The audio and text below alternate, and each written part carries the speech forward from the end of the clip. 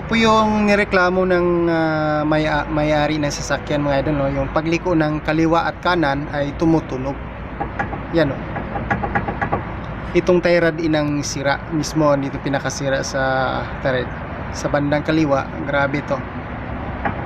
Yan, narinig yung mga idol, di ba?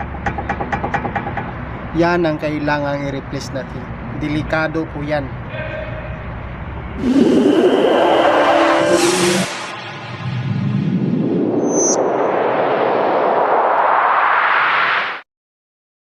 Hello mga idol, welcome back to my channel. Kita-kits naman po tayo. Today's for video is magpapalit po tayo ng tie rod in at saka lower arm bushing. So samahan niyo ako sa araw na to. Sana may matutunan po kayo dito. So tara.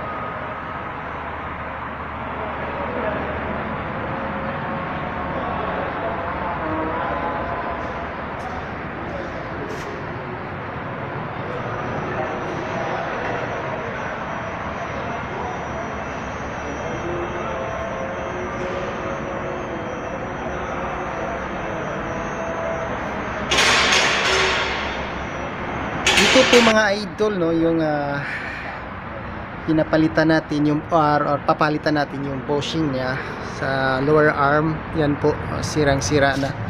So dito pa yan nakakabit. So doon sa kabila natapos ko nagkabit. Dito naman ay wala pa. Kasi hindi parehas yung bushing na, kaya pinabalik. So ang isang tinutrouble natin yung tunog na pagliko kaliwa, kaya nakita ko na yung sira. Para malaman nyo, kailangan nakaliptir yung sasakyan nyo para ma-check nyo maayos kung saan yung tumutunog. So ito yung mga idol, kaya marinig nito. Ito yung tie rod in, may tie rod in dito sa loob, saka ito yung outer tie rod. Pakinggan yung mga idol So di ba narinig nyo?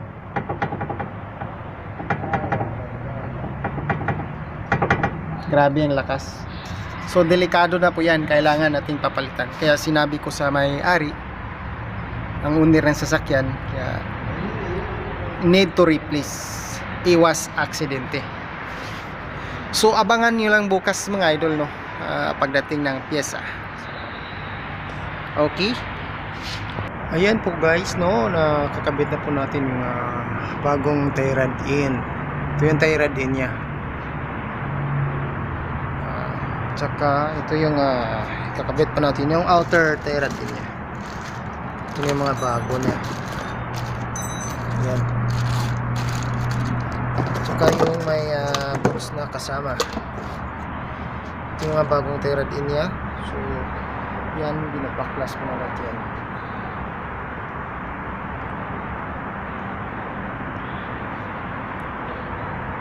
So medyo malungkot tayo kasi walang nakitang bagong bushing yung may-ari. Walang mabibili na isa.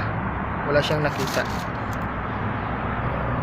Sabi niya bukas hahanap siya ng assembly na lang.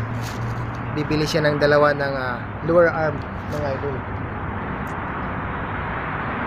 Kapalitan naman niya yung nakabit ko kahapon.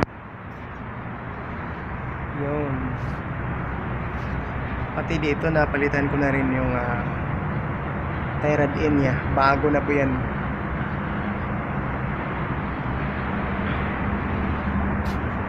Ito yung luma mga idol, Yan, sira na talaga, tumutunog na, oh. Yan ang delikado pag natanggal to, maaksidente kayo.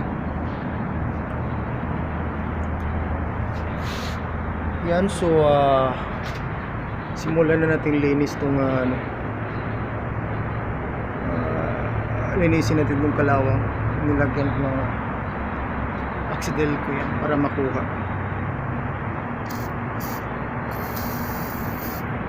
Dumi kasi, kinalawang ng mga ito.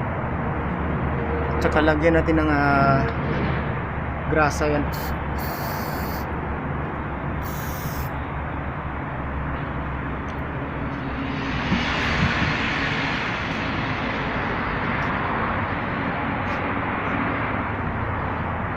Yan, ikakabit na po natin.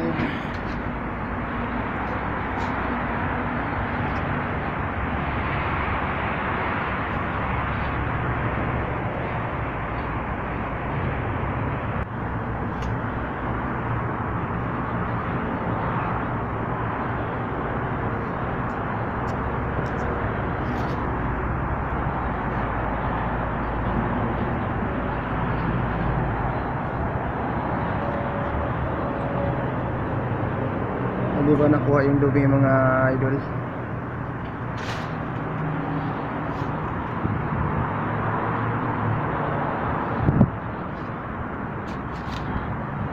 Wala din na.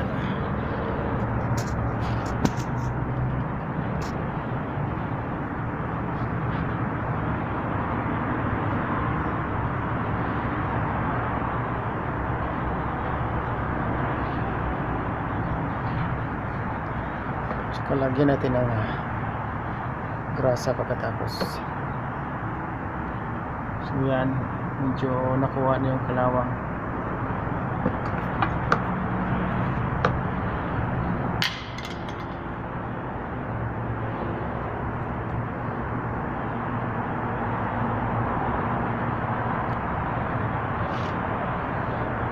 Pag magbaklas kayo nito idol, yung tera din niya, Yabi tubo gamitin nyo, yung pipe rims ito para kapit na kapit.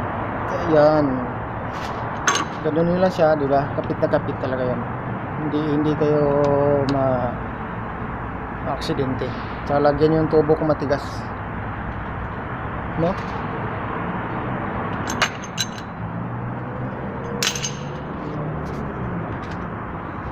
So ganyan lang maggabit mga idol, no?